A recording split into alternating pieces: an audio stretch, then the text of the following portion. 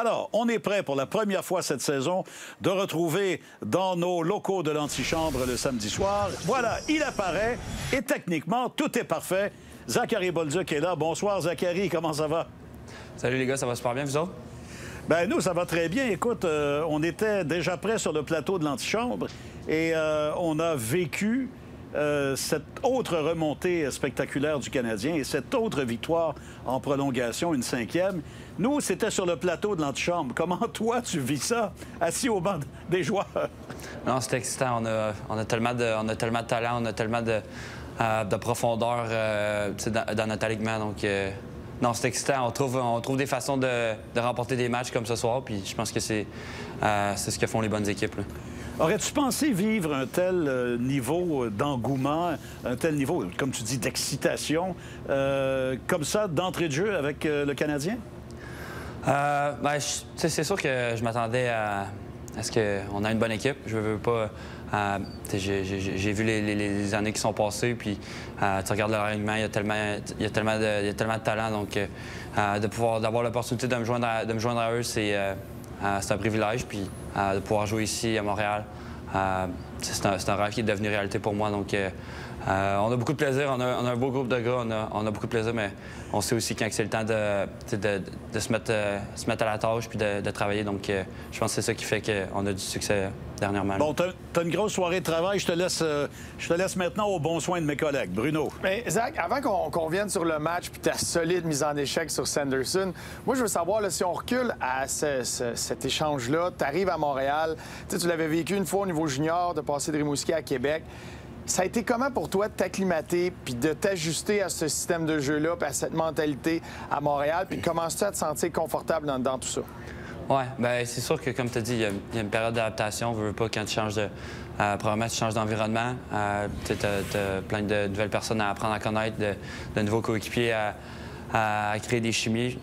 C'est un nouveau groupe d'entraîneurs. Donc, c'est plein de choses que parfois les gens ne voient pas, mais puis à travers ça, tu as aussi le système de jeu. Donc, tu sais, je pense que c'est de prendre une chose à la fois. C'est d'apprendre à connaître les gars. Puis le système de jeu, c'est tout au long de la saison, tu ajustes au courant de au niveau de... Tout dépendant de quel adversaire contre qui tu joues. Donc, ça va super bien, honnêtement. Je pense que le groupe d'entraîneurs communique bien. Je pense qu'entre les joueurs aussi, on a une bonne communication. Donc, on permet de sortir le meilleur de chacun, là. Zachary, j'ai eu la chance de te voir jouer peut-être un petit peu plus que mes collègues au niveau junior avec les Remparts. Je regarde la feuille de statistiques ce soir, 5 mises en échec. C'est toi qui en as le plus avec Josh Anderson. Cet élément-là de ton match, c'était pas là au début de tes années juniors. C'est arrivé plus peut-être la dernière année avec les Remparts. Puis là, tu as transporté ça au niveau de la Ligue nationale. Je me souviens de la finale de la Coupe Memorial en 2023 où les Remparts et toi étiez au Rochette. Vous étiez extraordinaires au plan physique. Est-ce que tu te souviens à un certain moment s'il y a eu un déclic pour amener peut-être un petit peu plus de papier sablé dans ton match? Oui, tu marquais 50 buts par saison, mais d'ajouter cet élément-là qui fait que les gens te découvrent encore plus sur cet aspect-là à Montréal, hein? Oui, ben, je te dirais que je pense que les 2 saisons que j'ai passées à Québec avec Patrick Roy et Simon Gagné, c'est des gars qui ont vécu la game, qui savent ce que ça prend pour jouer dans la Ligue nationale. Puis je le faisais pas sur une base régulière au niveau junior, mais quand tu arrives au niveau professionnel, tu te rends compte que tous les joueurs ont du talent, ont des bons lancers, peuvent marquer des buts de presque toutes les façons. Donc, c'est de trouver ta recette à toi qui permet de démarquer des autres. Puis je pense que c'est quelque chose que j'ai compris. Que je me suis fait enseigner quand j'étais junior, puis j'ai vraiment commencé à l'appliquer quand je suis tourné professionnel. Donc, non, je pense que c'est quelque chose que j'ai ajouté à ma game, puis je pense que ça peut aider le Canadien ici, là. Jacques, Normand Flynn, moi, je fais malheureusement les Sénateurs d'Ottawa assez régulièrement. J'ai une question facile pour toi, ça va être oui ou non. Je ne veux pas aller dans les détails, là.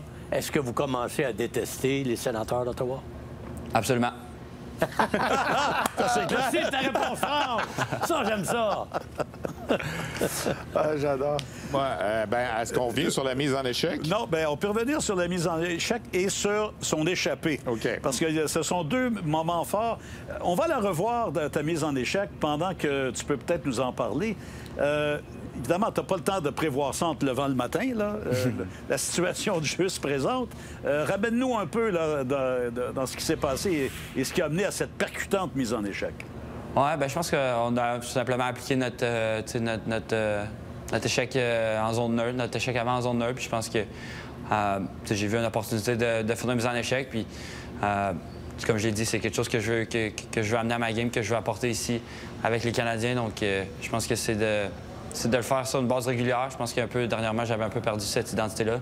Donc, de retrouver ça ce soir, je pense que ça fait du bien. Puis là, juste pour l'échapper, si tu permets, Bruno. Mais c'est là que je voulais aller, parce que j'ai besoin de conseils. Dans ma ligue de garage, ça fait 2-3 échappés que j'ai. Je sais pas quoi faire. Zach, explique-moi. Mais qu'est-ce qui s'est passé? Mais moi, je veux savoir, quand tu as du temps comme ça, là, à quoi est-ce que dans ta tête, il y a des affaires qui passent? C'est quoi ta liste de choses que tu vas surveiller? Qu'est-ce que tu regardes du gardien? Où tu vas aller? Puis pour prendre la décision de tirer, puis qu'est-ce qui s'est passé sur l'échappée? Ouais. Honnêtement, ça se passe assez vite. Tu n'as pas vraiment le temps de réfléchir. Je suis un gars qui utilise son lancer. Donc, j'espère que les gardiens n'écouteront pas ça, mais je suis un gars qui souvent, lorsqu'il arrive en échappée, c'est souvent un lancer. Donc, que ce soit... en fait, c'est une lecture que tu prends sur le moment. Donc, c'est sûr que ça aurait été le fun de marquer ce soir, mais je pense que j'ai apporté d'autres choses aussi au match, même si je ne me suis pas inscrit la rondelle bondissait, je pense. Hein? Oui, la rondelle a pris comme un mauvais bond. Je savais que je lance, donc elle a comme monté sur ma palette, mais c'est vraiment pas une bonne défaite. J'aurais dû réussir à scorer ce but-là. Zachary, peut-être une question aussi. Tu as commencé la saison avec force, 3 buts, 3 matchs. Tu avais la chance de jouer sur l'avantage numérique.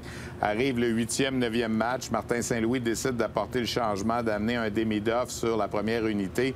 Toi, c'est sûr que ça affecte un peu ta chance de jouer sur la première unité. Comment on réagit quand une chose comme ça se passe? Est-ce que Martin Saint-Louis t'a rencontré? Est-ce qu'il y a eu une discussion ou ça s'est fait naturellement? Non, il n'y a pas eu de discussion. Là. Ça s'est passé, je dirais, naturellement là, un matin.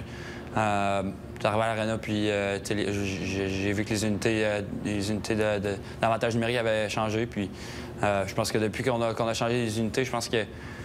Je ne veux pas dire n'importe quoi, mais je pense qu'on a marqué sur chacune de nos opportunités. Fait que, pour ma part, j'ai eu la chance de jouer en début de saison, puis la saison est longue, donc les choses changent au courant de la saison. Fait que je m'en fais pas trop avec ça. C'est sûr que parfois ton rôle il change, mais pour ma part, je veux toujours apporter mes forces sur la table, mon coup de patin, mon lancer, puis mon implication physique. Donc, que je joue sur Power Play 1 ou Power Play 2, ou que je joue deuxième trio, quatrième trio, troisième trio, c'est pas...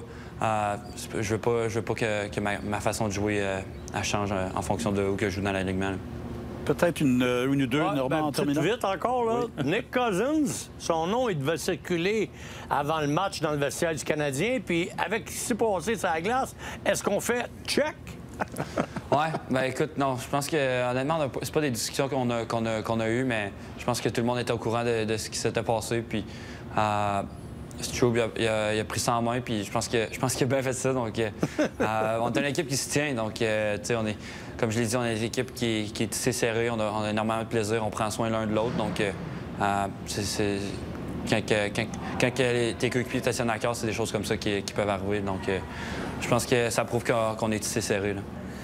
Peut-être rapidement, Bruno, parce qu'on dépasse ton temps. Tu es très généreux, Zachary. Oui, puis on va te laisser aller regarder la Série mondiale aussi après. Mais moi, je veux savoir, Zach, parce que tu es excellent dans la position de bumper. Tu sais, le joueur pivot en avantage numérique. C'est quelque chose que tu jouais au niveau junior? C'est parce que je t'ai vu jouer un peu à Saint-Louis, puis tu étais devenu un maître dans cette position-là.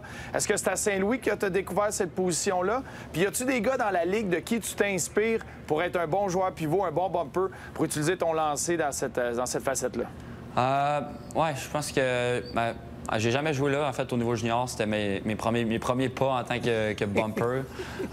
C'était vraiment à Saint-Louis la saison passée. Puis j'ai vraiment créé une bonne chimie avec Robert Thomas. En fait, l'unité au complet, on avait une bonne chimie. Donc, je pense qu'en ayant de la pratique, il faut que tu te sentes à l'aise. Tu veux pas, tu as toujours l'impression d'être pris entre 4 joueurs, mais c'est d'être capable de se calmer puis de jouer avec eux, en fait. C'est de prendre des lectures puis de s'assurer de trouver les espaces libres. Puis des gars comme comme Nick, des gars comme Kirby, des gars comme... C'est des gars qui trouvent des façons de passer des rondelles à peu près n'importe quelle façon. Donc, pour ma part, c'est trouver les espaces libres puis m'assurer d'être prêt. Puis, pour répondre à ta question, si je m'inspire de quelques joueurs, honnêtement, je pourrais pas t'en nommer un. J'ai énormément fait de vidéos l'année passée. J'ai vu énormément de joueurs, énormément de clips, énormément de joueurs. Donc, je pense que c'est un peu inspiré de quelques joueurs alentour de la Ligue. Là. Oh, merci. Bien, merci, Zachary, pour ton temps. Ce que Bruno voulait dire, on veut te laisser retourner au vestiaire, regarder la suite de l'antichambre. On te remercie. On est un peu conscient de ce qui se passe ailleurs aussi. Là. On ne se le cachera pas. Super, Zachary, merci beaucoup. Continue à bien t'intégrer au sein de l'équipe. C'est vraiment agréable de vous suivre et de vous regarder présentement. Merci beaucoup. Bonne fin de soirée. Merci beaucoup à vous autres. Bonne fin de soirée. Salut. Merci.